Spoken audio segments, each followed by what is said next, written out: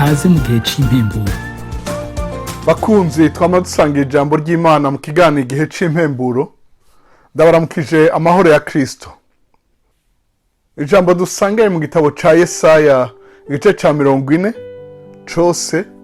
Yesaya 40 kuva ku murongo wa mbere gushika ku murongo wa 31.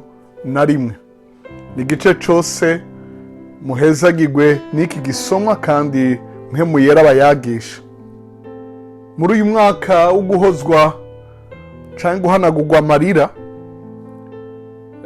l'année de la consolation. Consolation ni guhumurizwa. Uhanagurwa amarira uhumurizwe.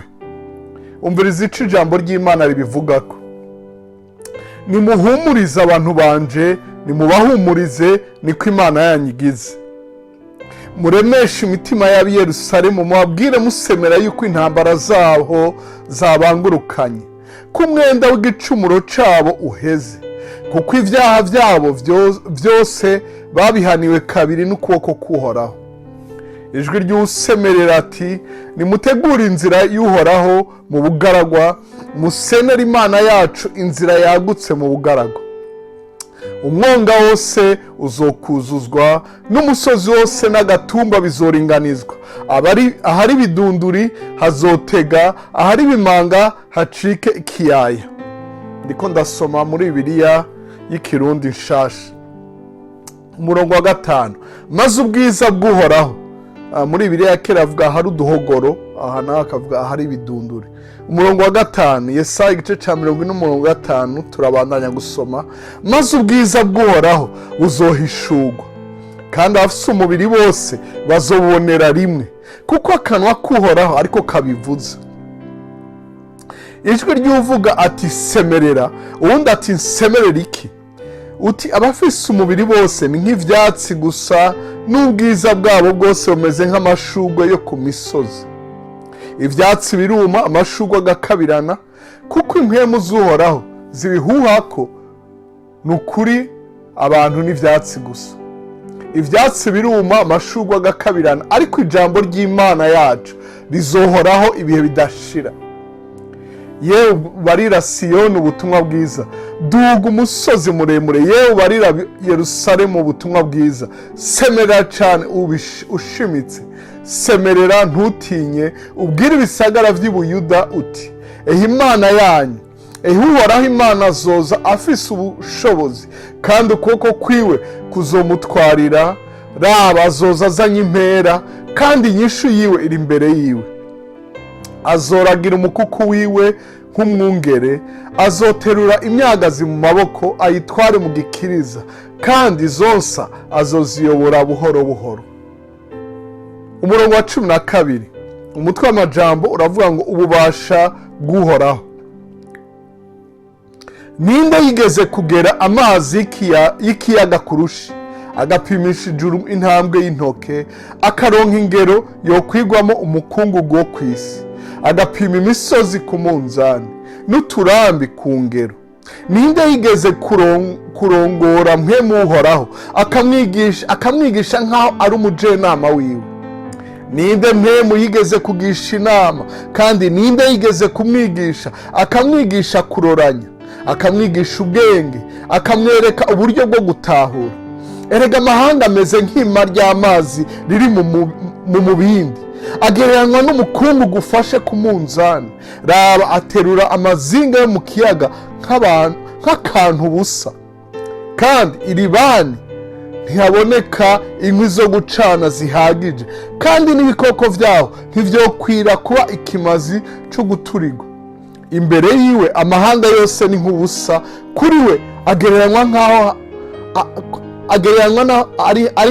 ari hanyuma y'ubusa, nk'akarere kagaragara. None rero Imana mwoyigereranya nande, canke mwoyishushanya n'ishusho ki? Ikigirwamana umuhinga arakiyaza, umucuzi w'izahabu akacomeka ku inzahabu, akagicurira imigufu y'ifeza. Ubaye mworo atoshoboye ishikanwa ringana rityo, yironkera igiti kitazobora, maze akironderera umukozi w'umuhinga wo guhagarika ico kigirwamana ngo kigume. ntimwari bwabimenye, ntimwari bwavyumve, ntimwari bwabibarirwe uhereye mu bihe vya kera, ntimwari bwabitahure uhereye aho itanguriro ry'isi ryashiriweho.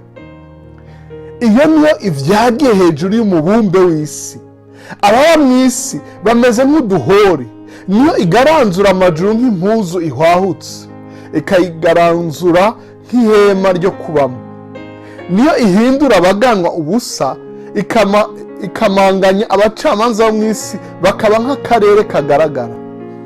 Babaye bagiteragirwa, babaye bakibirwa, igishitsi cabo cabaye kigishinga imizi hasi, irabahuha, barakabirana, agashururu kabavumbura nk'ibishingwe. None rero mwongereranya nande twungana? Niko uwera abajije. Nimwunamura amaso yanyu murabe hejuru, murabe uwaremye izo nyenyeri uwo ari we. Asohora ingabo zazo mu bitigiri, azihamagara zose mu mazina, kubw'ububasha bw'ubushobozi bwiwe no kubwo inkomezi ziwe nyinshi, nta n'imwe ihara.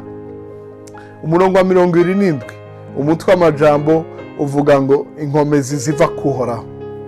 Ni giki gituma uvuga yewe Yakobo, ukiganyira yewe Isirayeli uti inzira yanje inyegejwe Uhoraho, kandi uti ivyanje Imana yanje iravyirengagiza? Ntiwari bwabimenye, nturavyumva? Uhoraho ni Imana ihoraho, umuremyi w'impera z'isi. Ntadendebukirwa, ntaharuha, ubwenge bwiwe ntawo buserangura. Niwe aho inkomezi abadendebukiwe, kandi uwutagira inkomezi, utagira intege amwongeramwo inkomezi. Imisore yonadendebukirwa ikaruha, n'imisore kibangutse yokwicako igatemba. Ariko abiteze Uhoraho bazokwama biyubura mu nkomezi nshasha, bazodugisha amababa nk'inkona. Muri Bibiliya ya kera avuga inkukuma. Biruke ntibaruhe, bagende ntibadendebukirwe. Imana ishimirwe ijambo ryayo. Muri uyu mwaka wo guhanagurwa amarira, umwaka wo kwirugwa, nkundira ndaguhumurize, kandi nawe uhumurize abandi, kuko ni cagezwe c'Uhoraho. Niko twasomye muri Yesaya igice ca 40 umurongo wa 1. Nimuhumurize abantu banje, nimubahumurize, niko Imana yanyu igize.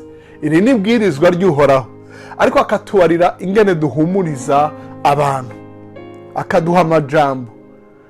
Si ugupfa kubahumuriza uko ariko kose, ni ukubibutsa ivyo bakoze, ni ukubabarira, ukubabarirwa, ni ukubibutsa ububasha n'inkomezi z'Uhoraho canke n'ubushobozi bw'Uhoraho. Haleluya! L'autorité et la puissance de l'Éternel. Imana igufashe utahure the authority and the power, ububasha n'ubushobozi canke n'inkomezi zayo. Imana iguhe kubitahura, ushobozwe guhumuriza abandi. Mbere ntubahumurize buhoro buhoro ngo wurire uduga umusozi. Imana ishimwe cyane. Ni kwanditswe ku murongo w'icenda, Yesaya igice ca 40 umurongo w'icenda. Yewe barira Siyoni ubutumwa bwiza, duga umusozi muremure. Yewe barira Yerusalemu ubutumwa bwiza, semera cane ubishimitse, semera ntutinye, ubwire ibisagara vy'Iyuda utehe Imana yanyu. Imana yanyu, apana ishengero, amajambo, umuvuga butumwa akomeye. Imana yanyu, mubahumurize mwisunze Imana.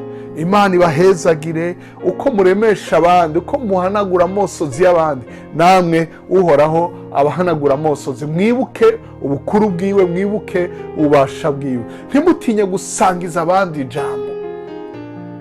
Duga cane, sangiza abandi ijambo. Turashimiye kandi turahezagiye abo basangiza abandi ubutumwa buca kuri WhatsApp, ubuca kuri YouTube, ubuca kuri Twitter, ubuca kuri Facebook.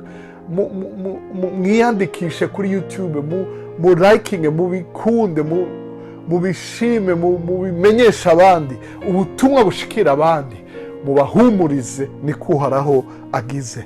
Murakoze kudutega yombi, murakoze kwakira indemeshanyo y'ijambo ry'Imana, kandi muremesha abandi, kandi muhandanye gukunda gusoma ijambo ry'Imana. Hahiriwe abasoma, hahiriwe n'abumva. mugire umunsi mwiza, mugire ijoro ryiza, bivana n'aho muherereye n'igihe muza kumvira ubutumwa, mugire ibihe byiza cyane. Imana ibahezagire, murakoze cyane, muragahezagirwa mu byanyu no mu banyu.